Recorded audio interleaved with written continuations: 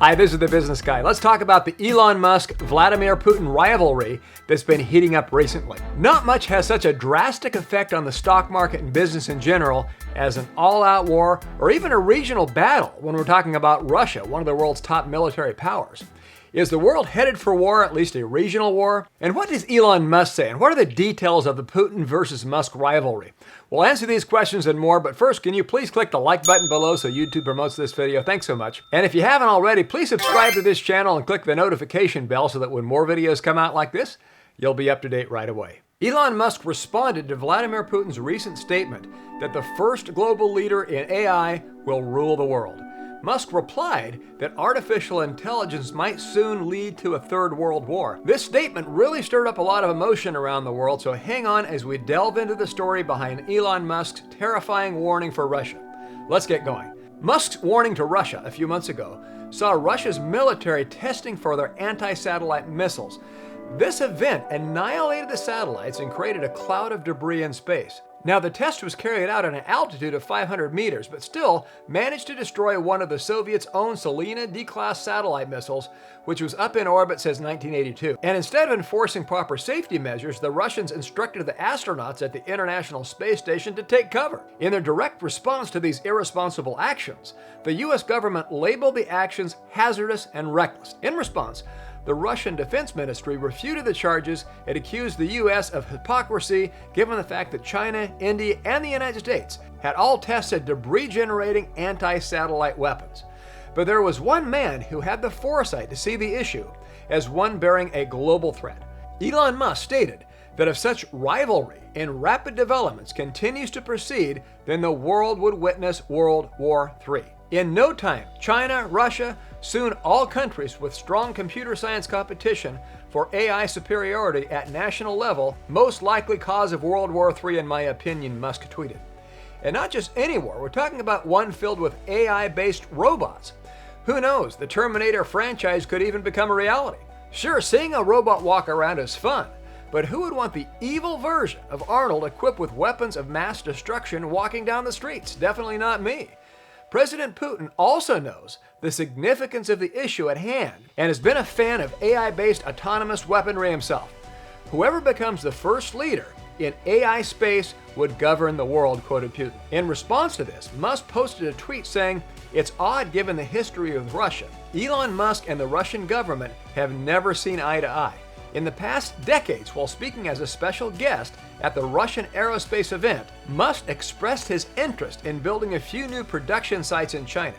It all started in 2002 when Musk turned towards Russia for the first time to buy rocket missiles for his newly launched company SpaceX. Since rockets used to be pretty expensive in the States at that time, and Russia's space program was also quite underfunded, Musk flew to Russia to collaborate with their officials. His initial joy turned into dismay when the officials started to increase the prices of the rockets every time he met them. One of the designers even went as far as to assault Elon Musk and spat on his shoes. They stated that the rockets were a technological marvel and not some form of amusement for wealthy capitalists from the West. After this, Musk never looked toward Russia again. But the future has some other plans, now seeing how far the sharp-witted billionaire had come. Russian Space Agency's head, Dmitry Rogozin, reached out to Musk and said he would be more than happy to work with Tesla and Musk to join him for a meeting. The same official earlier used to believe that Musk's company Starlink was a potential threat to the military security systems in Russia. Why is Starlink a threat to Russia? The satellite-based internet company, which aims to solve the network crisis throughout the world, was labeled as a potential threat to the Russian military systems and even their citizens for that matter. Like any nation, the Russian military has plenty of rockets that rely on coordinates set by Russian satellites in space to reach from one point to another. And the same holds for many of their fighter jets and S-500 trucks. Seeing that Starlink has closely worked with the government of the United States, Russian officials suspected that Starlink satellites could be used to intercept the coordinates of their weapons during warfare. I mean, imagine shooting at your enemy only to see the missiles make a U-turn and come towards you instead. Why wouldn't they be concerned? Russian officials also stated that the internet services offered by Starlink could be a weapon to induce anti-nationalistic agendas in the minds of the people who use it. They think it can be used to control cruise missiles, special forces, recalibrate flight, tanks, and even serve as an agent network across the Russian terrain. Thus, it should come as no surprise that the Russian government is totally against Starlink. In fact, they even penalize the individuals who they find using any service from a brand that works in close ally with the United States military. More about SpaceX. SpaceX is the brainchild of Elon Musk, which was founded in 2002.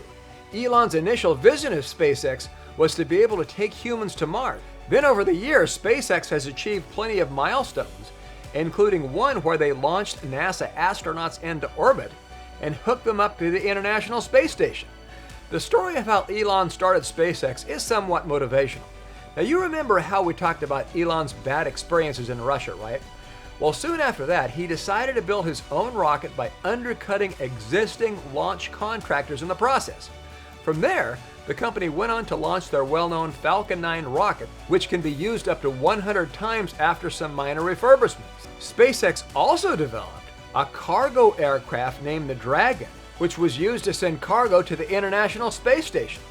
The next step is to launch a giant rocket called Starship, previously referred to as Big Falcon Rocket, which will enable the transport of cargo and human passengers across the globe. Starlink at a glance.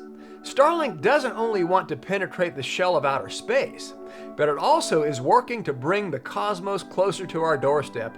In May 2019, they rolled out the first batch of 60 tiny satellites aimed to pave the way for a huge constellation of broadband satellites in its final phase. Up to 42,000 low Earth orbiting satellites will be used to cover the world with high-speed internet connectivity called Starlink.